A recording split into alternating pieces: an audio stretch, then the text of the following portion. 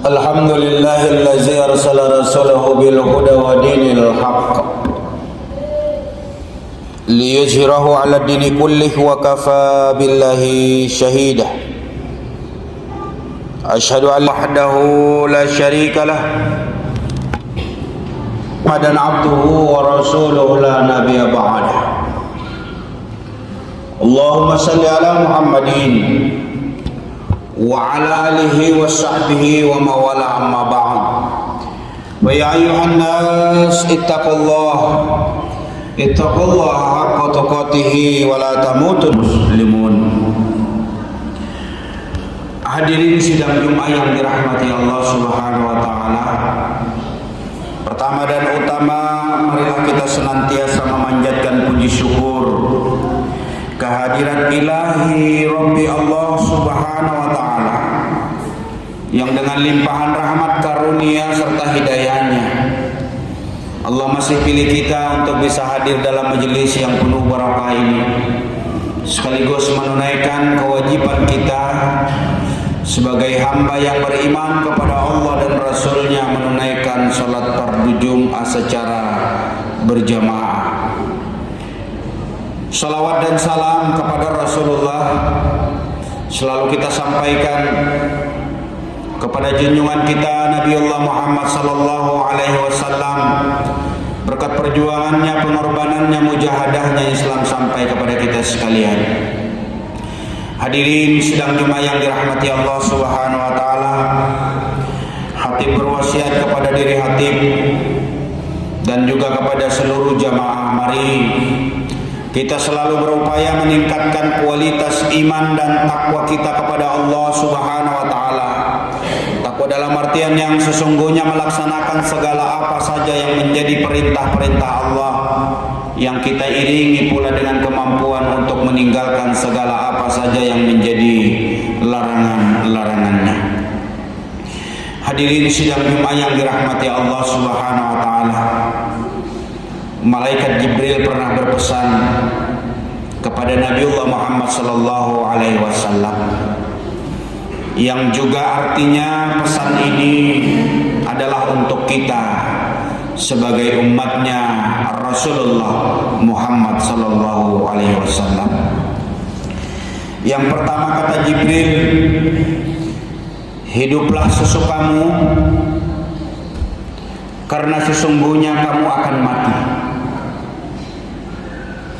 Sebagian ulama sepakat bahwa kalimat ini merupakan ancaman sekaligus peringatan kepada kita umat Islam bahwa semua manusia pasti akan mati.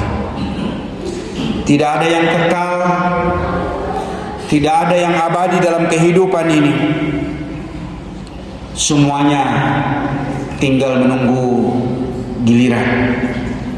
Kullun nafsin zaikatul maut. Setiap yang bernyawa, kata Allah, pasti akan mati. Jibril berpesan kepada Rasulullah, hiduplah sesukamu. Ini peringatan, kata para ulama sepakat bahwa ini merupakan peringatan kepada kita sebagai seorang muslim, bahwa hidup ini dari 0, 10, 20, 30 atau paling lama 70. Kalau kita berkaca daripada usia Rasulullah 63 tahun, dipanggil oleh Allah Subhanahu wa taala. Maka yang hari ini usianya 50, 60, berarti semakin dekat kematian itu. Walaupun tidak juga sebagai jaminan. Kalau manusia yang usianya masih muda hari ini, karena kematian tidak pernah melihat umur. Kalau dia masih muda, nanti-nanti saja. Dan usia ini pula tidak menunggu tua. Kematian tidak menunggu orang mau bertobat apa belum. Tidak sama sekali. Maka kata Jibril kepada Rasulullah, hiduplah sesukamu, tapi ingat bahwa engkau akan mati. Maka mengingatkan kepada setiap kita hadirin sidang Jumat yang dirahmati Allah Subhanahu wa taala, selalu diingatkan kepada setiap kita bahwa hidup ini disinggahkan sejenak, sesaat, sementara saja, tidak terlalu lama. Apalagi di zaman kekinian, coba kita renungi, coba kita perhatikan, kalau putaran waktu itu berasa cepat sekali. Barusan Jumat kemarin, sudah hari Jumat lagi. Hidup seolah-olah tahu-tahu pagi, tahu-tahu siang, tahu-tahu sore, tahu-tahu malam, begitu terus berputar, tidak terasa oleh kita. Maka Jibril mengatakan, berpesan kepada Rasulullah, yang juga pesan ini tentunya ditujukan kepada silahkan hidup sesukamu, tapi ingat bahwa engkau akan mati. Kalau sudah bicara persoalannya mati, bukan berarti akhir dari seluruh urusan dan masalah selesai.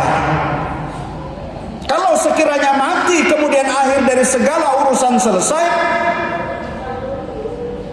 tak terlalu repot kita mempersiapkan yang namanya kematian. Tetapi persoalannya hadirin sidang Jumat yang dirahmati Allah Subhanahu wa taala, begitu kita mati, begitu kita wafat, begitu kita dipanggil oleh Allah Subhanahu wa taala, kita baru memulai babak yang baru.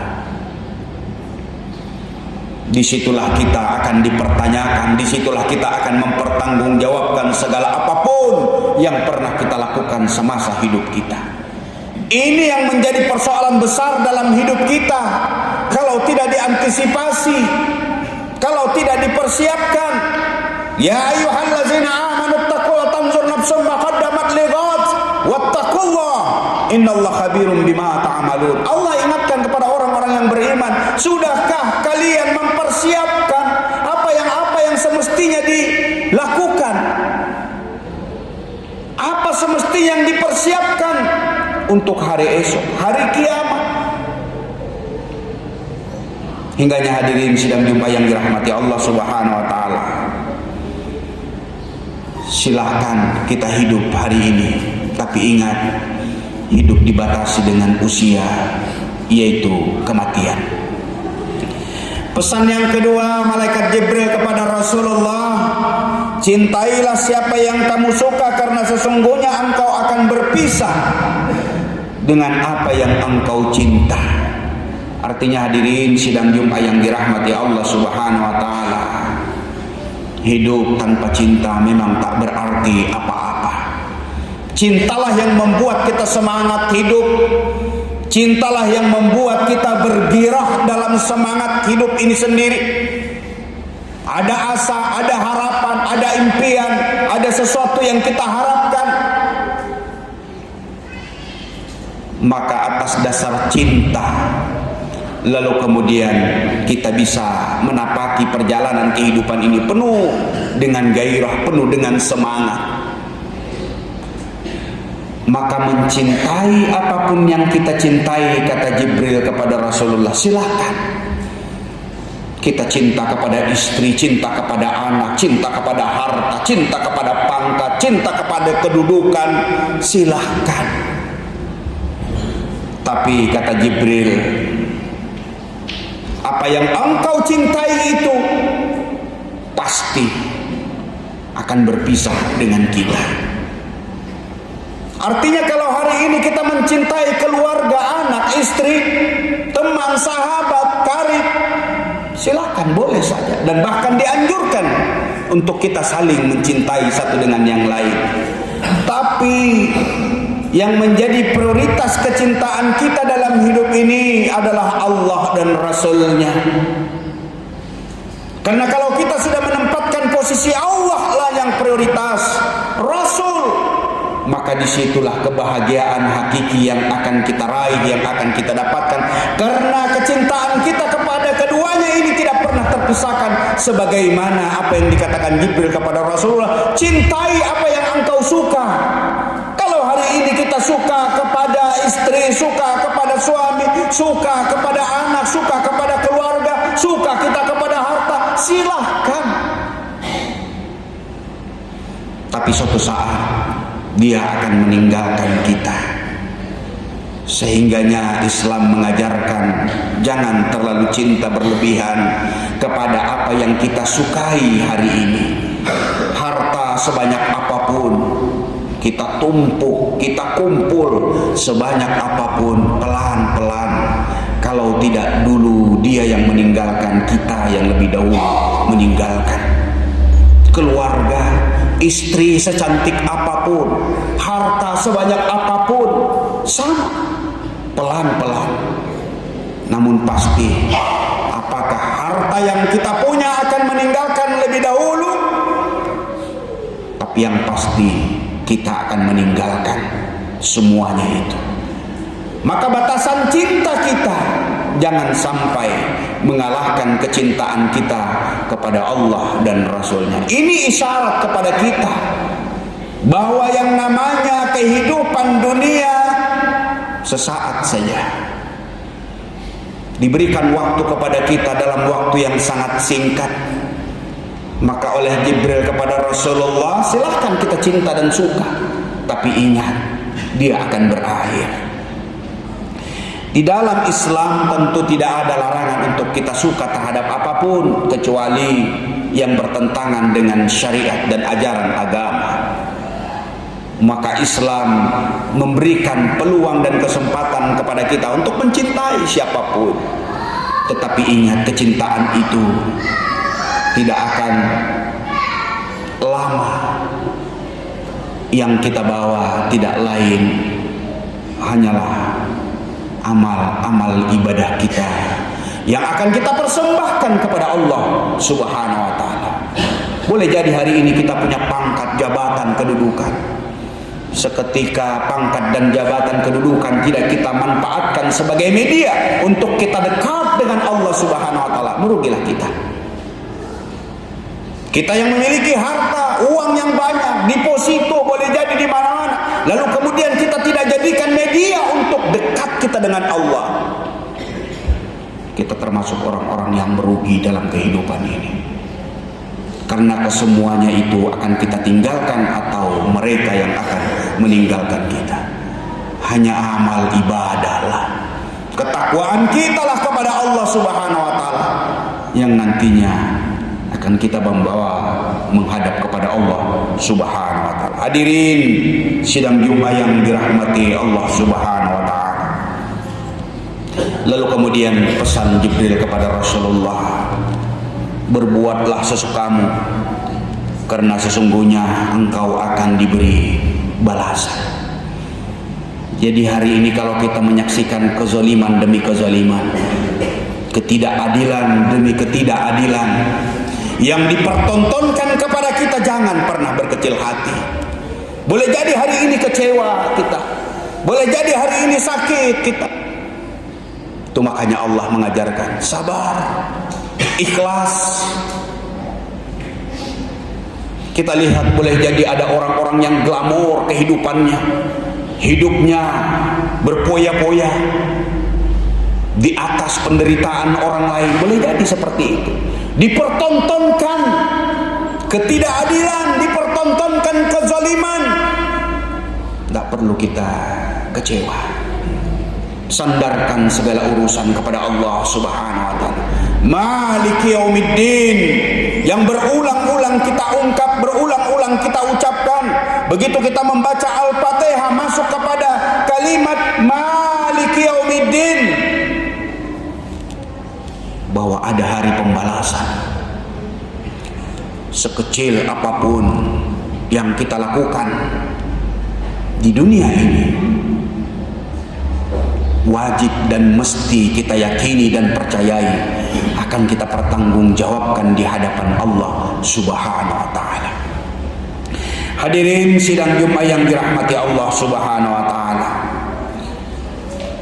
Yang keempat, pesan Jibril kepada Rasulullah, kemuliaan seseorang mukmin terletak pada salat malamnya. Kenapa bukan salat 5 waktu? Kenapa bukan salat-salat yang lain? Tapi Jibril di sini menyampaikan kemuliaan manusia terletak kepada salat malamnya. Lagi-lagi isyarat bagi kita hadirin sidang Jumat yang dirahmati Allah Subhanahu wa taala. Orang-orang yang beriman, orang-orang yang bertakwa, salat 5 kali dalam sehari semalam, sujud dan rukunya bukan persoalan karena itu adalah fardu ain buat dia.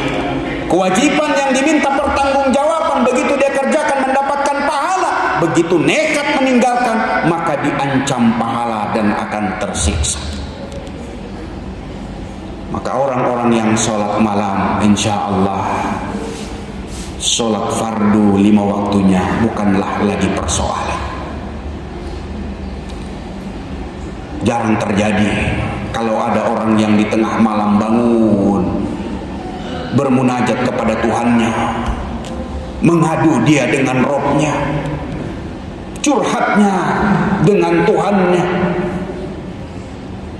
Tidak pernah ditemukan kalau orang yang kemudian sudah rajin bangun di tengah malam lalu kemudian lalai sholat fardunya. Insya Allah tidak akan terjadi. Orang-orang yang bangun di tengah malam sholat wajibnya pasti dia tunaikan. Lagi-lagi isyarat hadirin sidang Jumat yang dirahmati Allah Subhanahu wa taala. Ketundukan kita kepada Allah, sujud dan rukunya kita kepada Allah Subhanahu wa taala sebagai bentuk kewajiban kita kepada Allah, sebagai tanda syukur kita kepada Allah, maka kita wajib untuk tunduk, patuh kepada ketentuan-ketentuan apa yang sudah disyariatkan dan di dalamnya ada sholat 5 kali dalam sehari semalam.